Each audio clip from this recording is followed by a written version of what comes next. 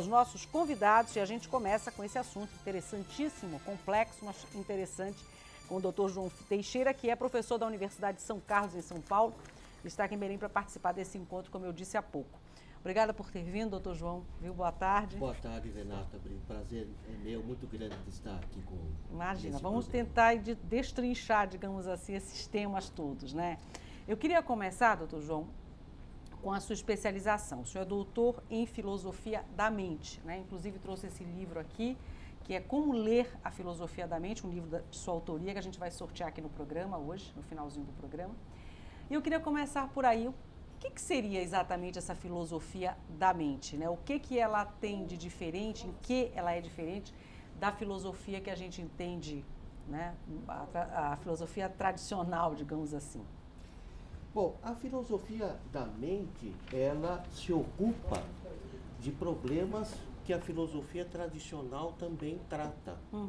Como é o caso, sim, dessas questões milenares que têm sido do tipo o que é a mente, o que é a consciência, se a mente é só hospedada no cérebro ou se a mente é produzida pelo cérebro.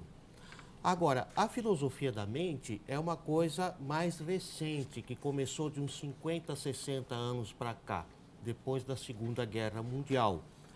E a diferença em relação à filosofia tradicional é o fato de ela se posicionar muito próxima das novas ciências que tentaram abordar o problema da mente e que surgiram também após a Segunda Guerra Mundial. Que ciências seriam essas?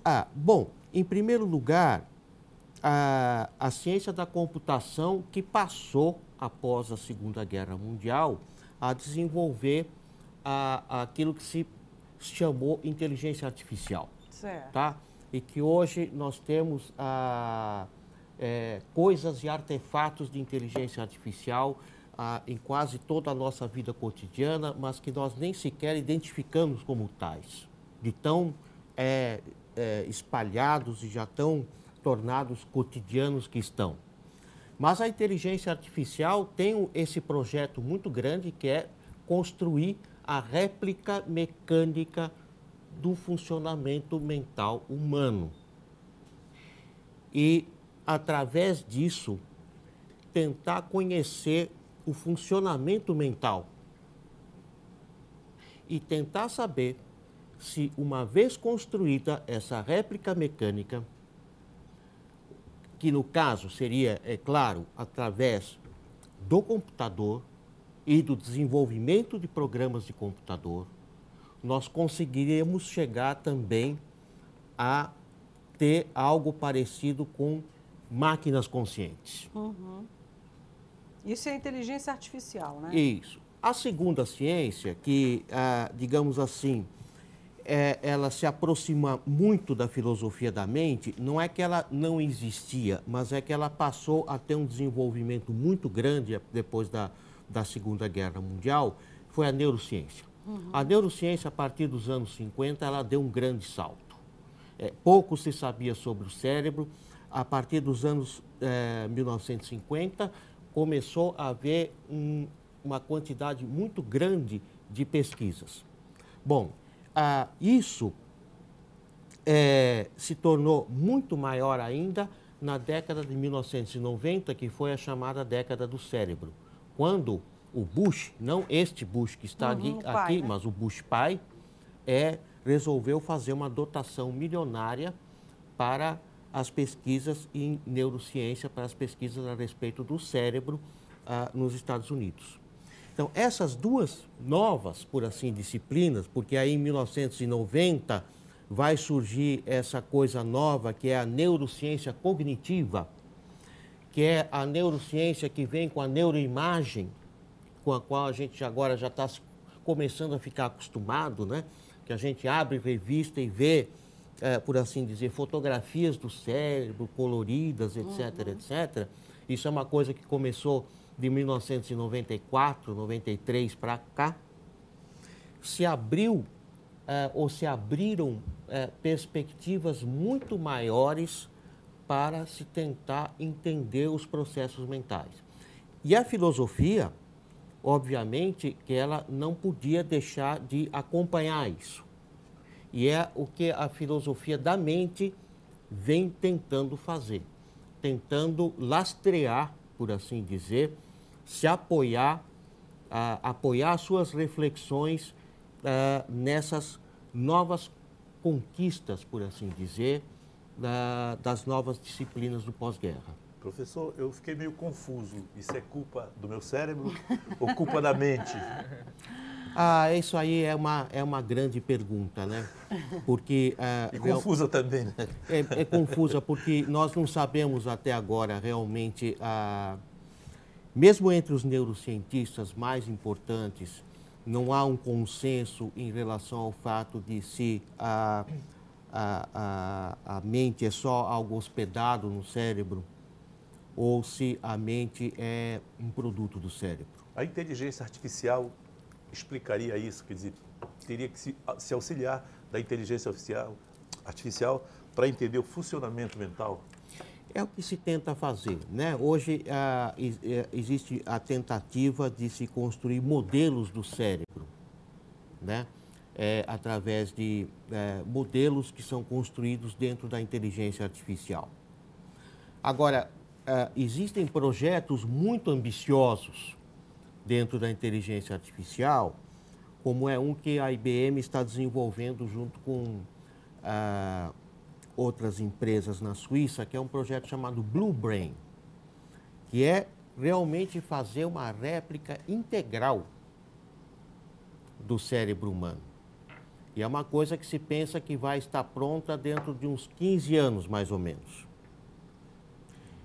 E há uma grande pergunta que é o seguinte: quando essa réplica estiver pronta? E aí? Será que ela vai ter uma vida mental realmente igual à nossa? Será que ela vai ter vida consciente? E se tiver, nós teríamos respondido uma pergunta fundamental, que é a seguinte: o mental nada mais é do que um enorme arranjo de peças e coisas materiais. Daí a importância da inteligência artificial. Ela se transformar numa ferramenta poderosíssima de investigação. E de investigação até dessa pergunta última, que há tantos séculos a gente faz. Mas, assim, o predomínio hoje desse entendimento a respeito, por exemplo, da mente e do cérebro, né, dessa relação, o que predomina em relação aos neurocientistas, aos pesquisadores, de um modo geral, como o senhor, que é um filósofo da mente, digamos assim, o que predomina a respeito desse entendimento? Quer dizer, a mente armazenada no cérebro, o que seria o cérebro? Essa relação, né, mente e cérebro. Há um consenso? Não há entre os filósofos da mente não há um consenso. É muito difícil em filosofia a gente chegar a um consenso, inclusive, é claro. Mas eu diria para você que hoje nós vivemos uma época em que há uma tendência, sim, para aquilo que se chama o materialismo. Que o materialismo é a ideia de que a mente é um produto do cérebro e que a nossa vida mental seria praticamente algo que seria redutível ao metabolismo do cérebro. Isso é uma visão que é, de certa maneira, algo implícito na pesquisa neurocientífica que se faz hoje. Explique melhor para a gente, professor, como é que seria esse raciocínio? Como é que seria esse entendimento de que a mente, na verdade, essa relação da mente com o materialismo, como o senhor falou, né? Eu acho que existem vários aspectos dessa questão, né? Eu acho que esse reducionismo, como o senhor disse. O reducionismo. de um lado, assumir-se ter assumido esse tipo de hipótese é uma coisa que tem levado a grandes benefícios, como é o caso do que a gente tem hoje na biopsiquiatria. Quer dizer, em poucos anos, se a gente pensar nas últimas décadas, últimos 15, 20 anos, apareceram gerações e gerações de remédios psiquiátricos muito poderosos e muito melhores do que se tinha, por exemplo, há 30, 40 anos atrás. Esse é um resultado desse entendimento, por exemplo? Esse é o resultado desse entendimento. E eu acredito que essa pesquisa vai progredir ainda muito mais. Nós vamos ter uma possibilidade de ter um alívio muito maior do transtorno mental através desse tipo de medicação. Eu não estou dizendo que a medicação por si resolve, eu jamais diria isso, mas eu acho que ela vai dar um grande alívio e nós vamos poder nos beneficiar muito desse alívio. Então, isso é um resultado de assumir essa hipótese, de seguir essa linha de pesquisa. Por outro lado... Essa linha de pesquisa, ela... Eu posso dizer, talvez eu diga uma bobagem aqui, uma besteira, mas o senhor me corrija. Essa linha, por exemplo, de pesquisa, adotar esse tipo de conceito, digamos assim, de definição, enfim. E onde fica a consciência, então, nesse caso? Quer dizer, uma coisa está relacionada com a outra, o pensar, porque aí, quando o senhor fala na medicação, de que a medicação pode tratar muito dos males psíquicos que afligem os homens, né, as pessoas, enfim, a humanidade. E o outro lado da coisa, quer dizer, a psicologia do homem, a emoção, a consciência, esse lado todo, uma coisa não elimina a outra? Quer dizer, indo por esse caminho do materialismo, se elimina essas outras definições, a importância da consciência, da percepção, de outras funções do cérebro, ou não? Tudo isso pode conviver muito bem? Não, isso não convive. Não convive? Não convive. Tanto é que uma das consequências interessantes que se discute nessa visão reducionista é exatamente o fato de que, se nós assumirmos que toda a nossa vida mental é realmente o produto da atividade biofísico-química do nosso cérebro, uma consequência imediata é que nós perdemos aquilo que nós chamamos o nosso livre-arbítrio, a nossa capacidade de decisão, porque isso, na verdade, seria algo que, por assim dizer, seria decidido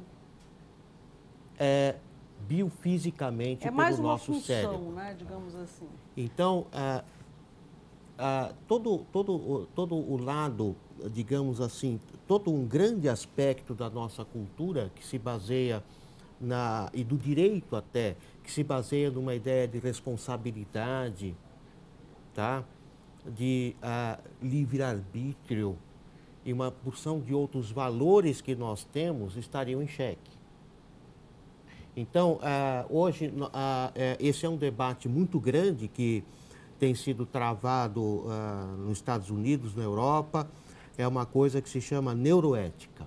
E a neuroética, ela discute esses aspectos, por assim dizer, legais, ou essas consequências que a neurociência está trazendo. Por exemplo, há pouco tempo apareceram pessoas, eu pessoalmente sou um pouco cético quanto a isso, que diziam que poderiam, através de neuroimagem, fazer uma leitura do pensamento das pessoas. Tem muita gente que pretende fazer isso, que diz que faz isso. Em vários ramos aqui. Tem os outros ramos, né? Enfim, mas isso é outra coisa. Mas isso é outra coisa, é claro. Mas estamos falando de ciência. Não, né? lógico. Mas você já imaginou, por exemplo, as consequências que isso poderia ter para uma sociedade em termos de manipulação das pessoas? Quer dizer, é claro que nós já somos muito manipulados. Seria um perigo, né? Agora, o conhecimento maior do funcionamento do cérebro das pessoas, e na medida em que isso é uma coisa que obviamente vai ficar na mão de poucos, vai dar margem a uma grande capacidade de manipulação do ser humano por esses poucos. Eu não quero monopolizar o debate, Anselmo pode fazer perguntas, o Ricardo, a Landa, o Felipe, eu por vou favor, fazer uma viu? pergunta, vai fugir um pouco disso aí, é mais para a gente entender qual é o conceito, o que é um filósofo. Ao contrário da matemática, que é uma ciência exata, a filosofia ela tem vários ramais. E eu queria entender o seguinte, porque o filósofo é um pensador. E o que se estranha é que ao longo da história nós tivemos muitos filósofos que foram filósofos cristãos, católicos, filósofos ateus, não é isso?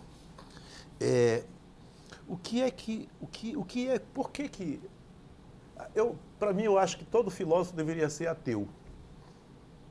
E, né, e a história gerou muitos filósofos católicos que escreveram bons ensaios aí sobre filosofia. O que é que passa na cabeça de um filósofo? É isso, o que é que passa na mente de um filósofo para chegar? O senhor, por exemplo, o senhor em relação às crenças, né? As crenças.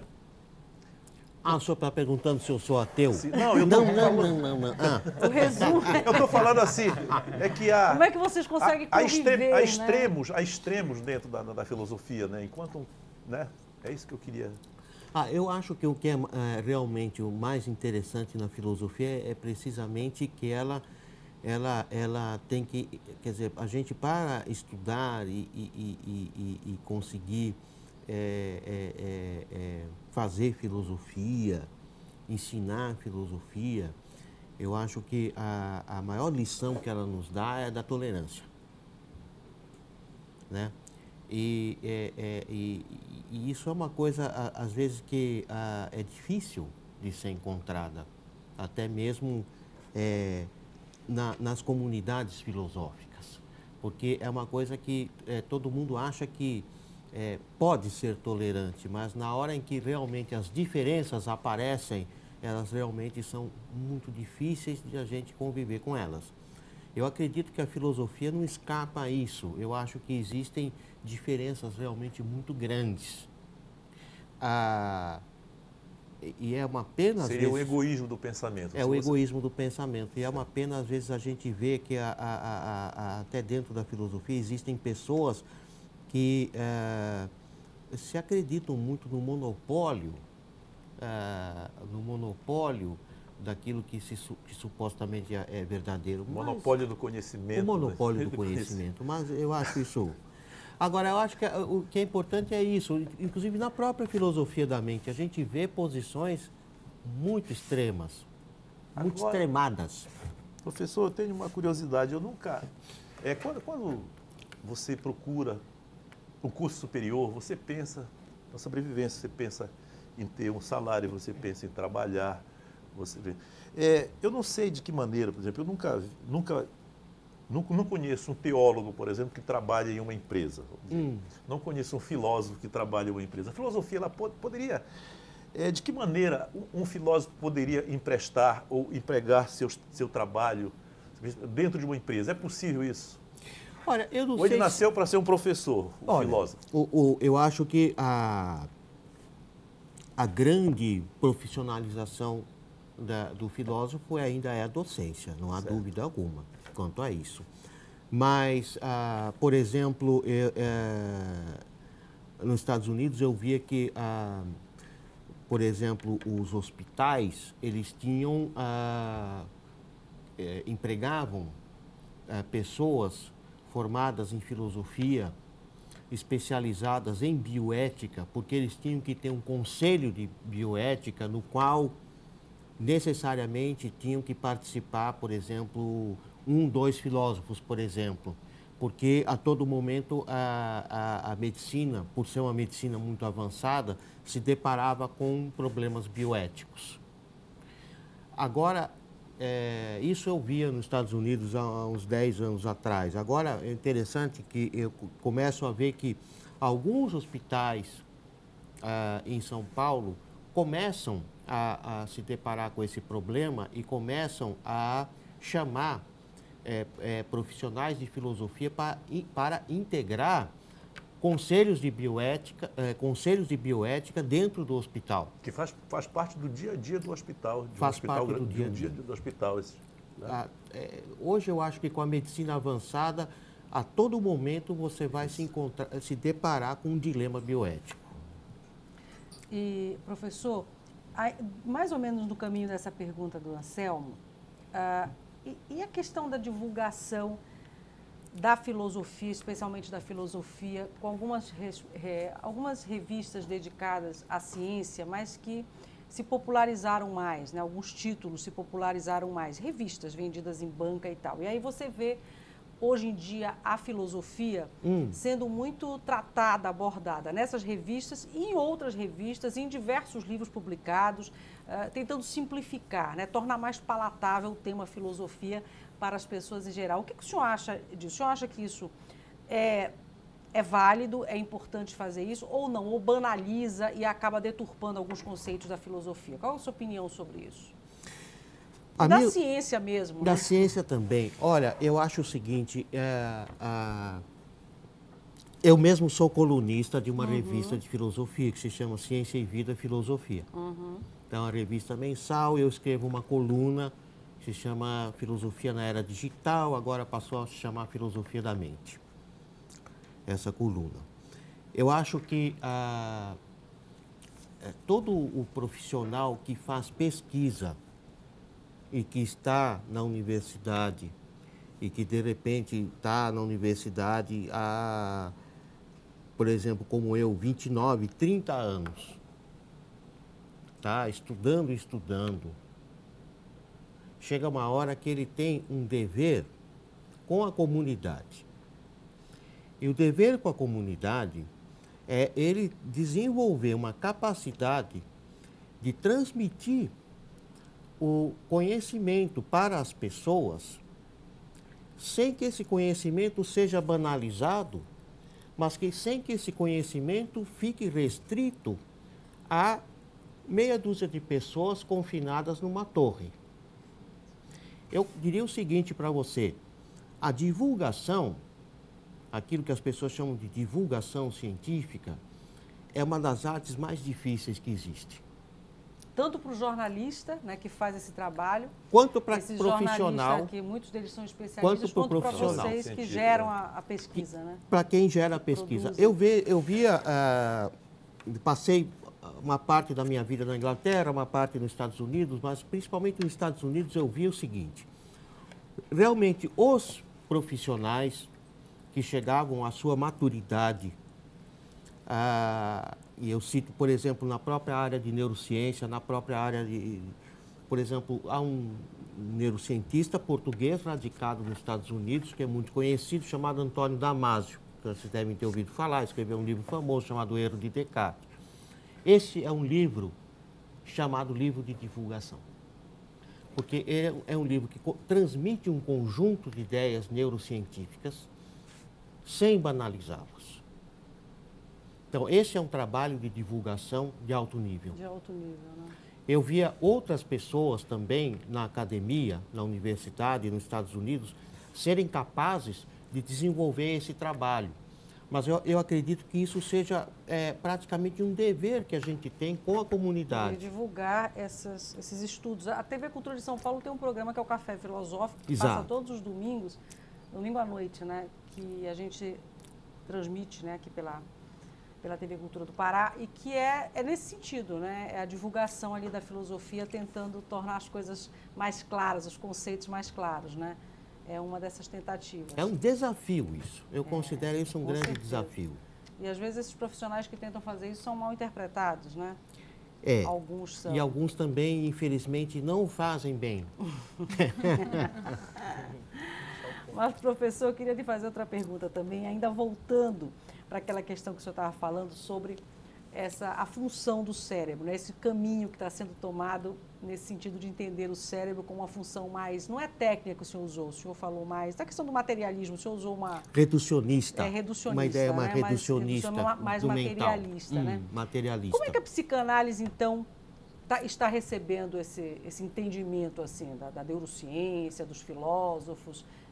Conversa, esse conceito conversa bem com a psicanálise? Não há muita polêmica?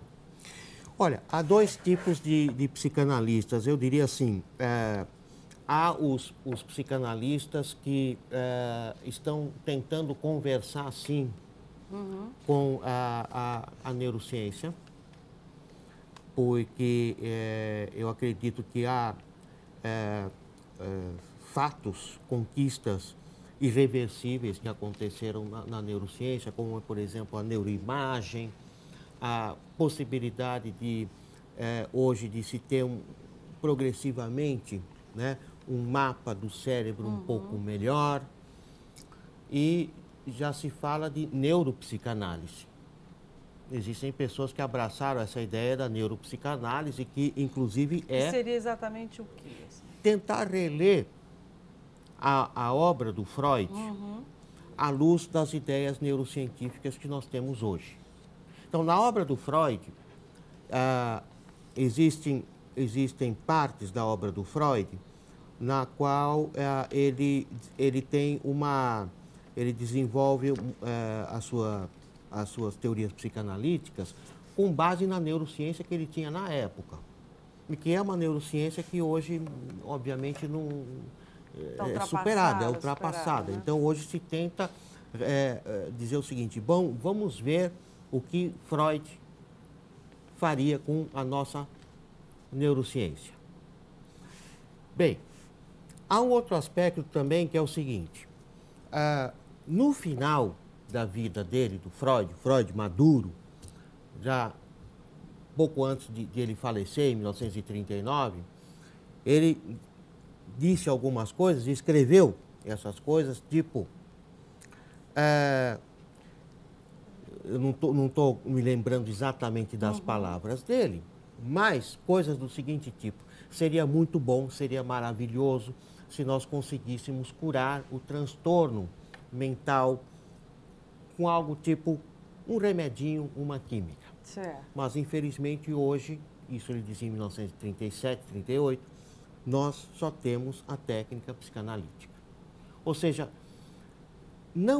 eu não acredito que se possa sustentar o ponto de vista de que Freud seria avesso à ideia de que alguém possa tomar medicação para curar biopsiquiátrica. Esses sofrimentos psíquicos, né?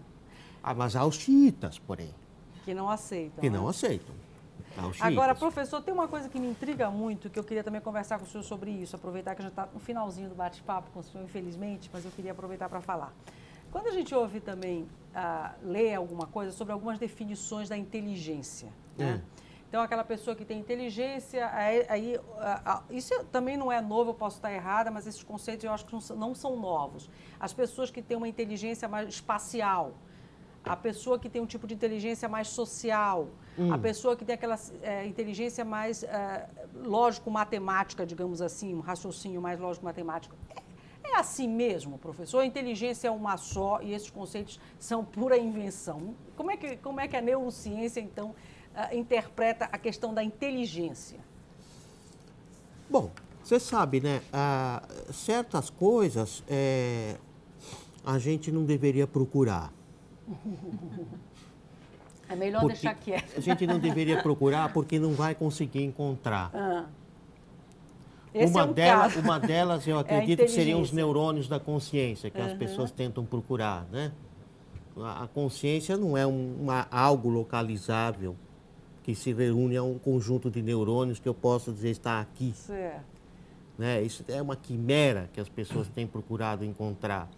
Mas o grande problema com a questão da consciência é que a gente não sabe definir o que é consciência, mas sai em busca de encontrá-la.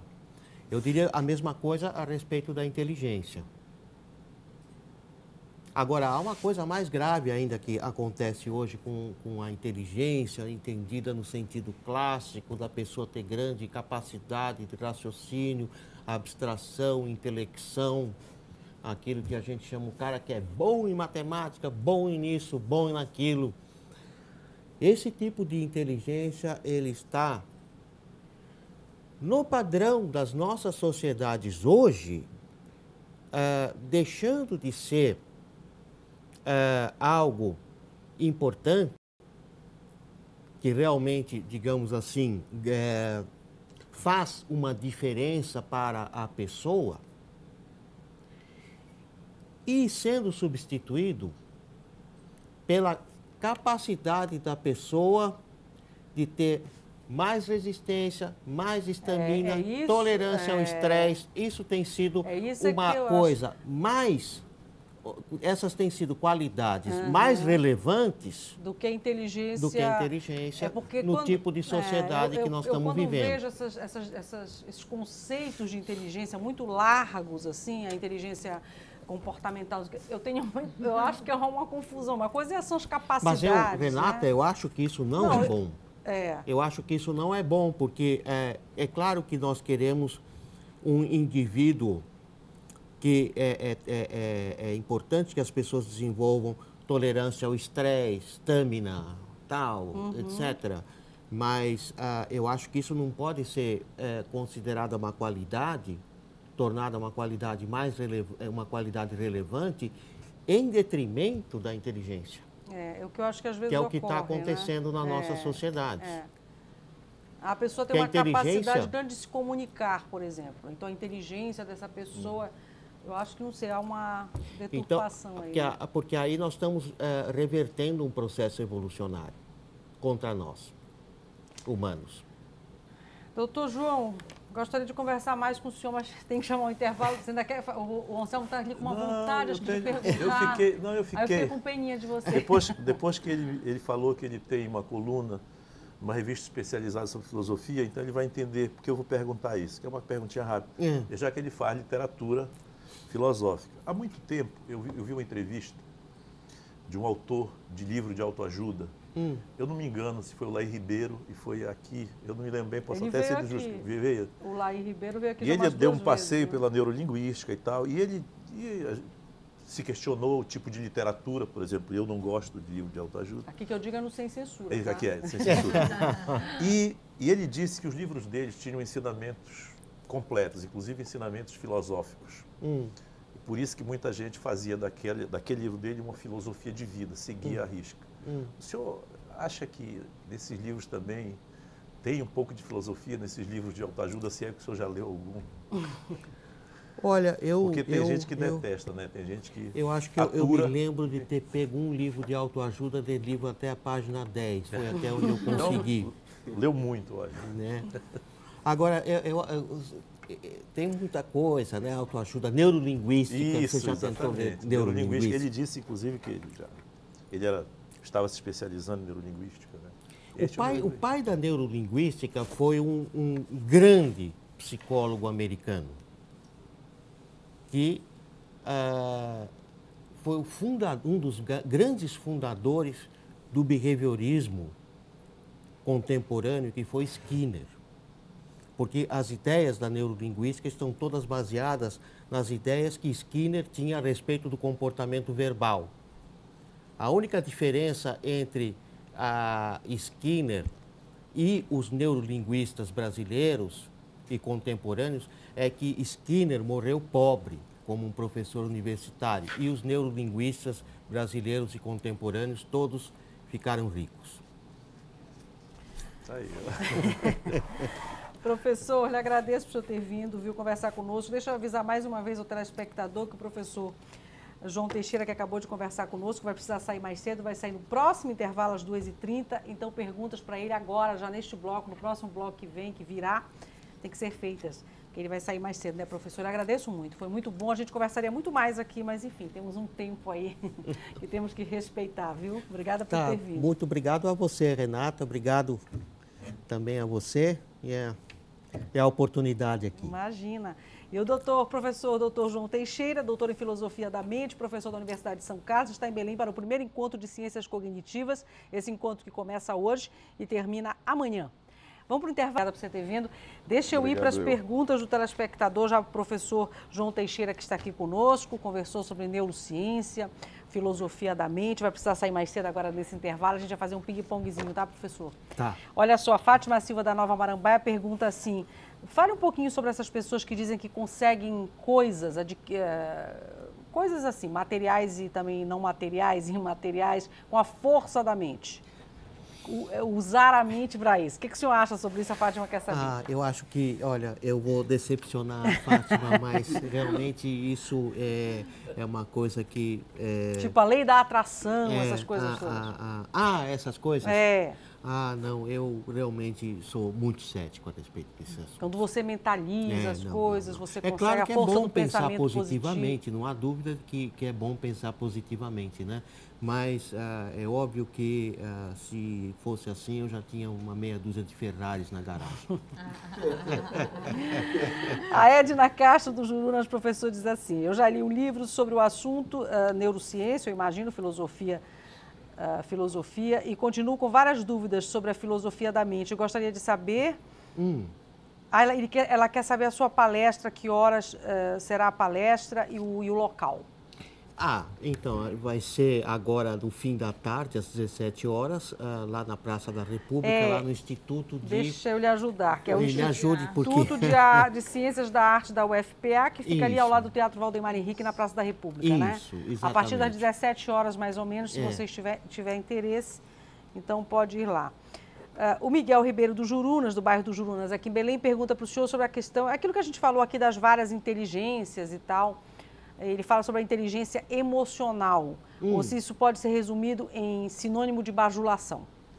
Não, eu não acho que isso seja sinônimo de bajulação.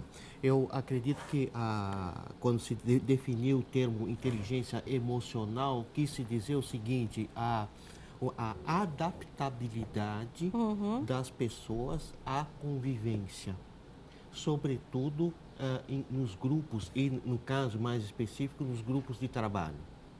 Então, esse eu acredito que é um conceito de inteligência emocional interessante, que pode ser explorado sim pela psicologia, e deve, porque acho que é uma questão séria. E eu acredito que realmente uma pessoa que seja muito inteligente, mas que tenha, digamos assim, uma inteligência emocional baixa, ou seja, uma adaptabilidade, um fator de convivência ruim nos grupos, isso realmente deve ofuscar a inteligência que essa pessoa tem, não tem dúvida. Bianca Soares, do Telégrafo, diz assim: professor, como é que o senhor poderia explicar, ou pelo menos, enfim, esclarecer um pouquinho a chamada memória genética, que alguns cientistas atribuem às lembranças, e que é o chamado déjà vu, né? Como é que o senhor explicaria? Que é aquela sensação que às vezes a gente tem quando já foi a algum lugar, mas eu já vim aqui antes, eu conheço esse lugar, eu já vi essa pessoa, e aí as pessoas até colocam religião aí no meio e tal, acabam... como é que se explicaria essa sensação de déjà vu? Olha, esse é um dos grandes mistérios da neurociência, né? Onde ainda se tenta descobrir muito o que é isso, o déjà vu, né? Mas ainda não se tem uma teoria científica sólida a respeito disso, não. O Augusto Brito Nascimento, do bairro do Guamá, quer saber qual é a utilidade da filosofia para a vida prática da gente. Olha, a filosofia, no caso, ela pode não ter uma utilidade direta na vida prática da gente. Mas, por exemplo, poderia responder para ele o que a filosofia da mente tem de utilidade. A filosofia da mente, ela tem utilidade no sentido de que ela está o tempo todo avaliando e discutindo aspectos metodológicos das pesquisas que se fazem na neurociência e na inteligência artificial. Eu acredito que as questões de método e a avaliação dos resultados de experiências psicológicas e neurocientíficas são muito importantes. Tem mais, chegou uma pergunta para o senhor, uma longa pergunta também, mas enfim, a Sandra Alenquer da Marambaia quer saber assim: no caso da matéria do cérebro morrer, o que a filosofia da mente acredita então que aconteça? O pensamento também se finda com a matéria? Eu adoraria conseguir responder essa pergunta. Eu adoraria, porque eu acredito que essa pergunta que ela está fazendo é a pergunta básica, uma das perguntas preliminares, fundamentais, que não só a filosofia da mente faz, mas a filosofia faz, que é a questão da nossa sobrevivência após a morte.